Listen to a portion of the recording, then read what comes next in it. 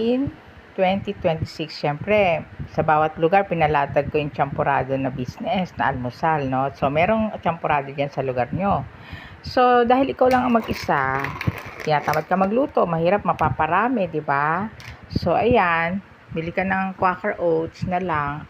Pagka mas malaki, mas makakatipid sa observation ko. Tas, matagal mo siya mauubos, lalagyan mo na lang siya ng Quaker Oats. So, pag nalagyan mo siya ng Quaker Oats, ang tawag na dyan ay Erwina version. No? Champurado, Erwina version, dahil nilagyan mo siya ng Quaker Oats. No, yan na. Yan yon. Tapos, lagyan mo siya ng Bear Brand, dagdagan mo ng gatas. Yan. Erwina version na yan. Ayan. Yan, o. Lalagyan ko lang ng Bear Brand yan. Or any milk na gusto mo, no? So, kung nasa sa'yo, pero sa akin, nasasarapan ako sa Bear Brand. Nasa sa'yo na lang, no? Yung pero lagi kang may oats, Quaker Oats.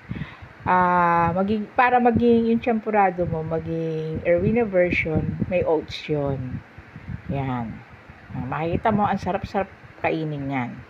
Lang, bye-bye! Siyempre, dahil nainggit ka, bibili ka rin ng Quaker Oats na malaki. Actually, wala naman akong kinikita kay Quaker Oats dyan. Hindi naman niya ako, diba? Pero, inaano ko to dahil para sa akin, maganda ang si Quaker Oats. So, nasa sayo na lang kung anong brand sa'yo, basta oats, okay? Bili ka na lang na mas malaki.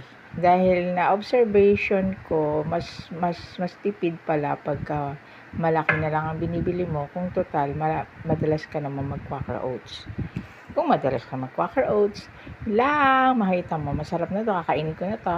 Bye-bye!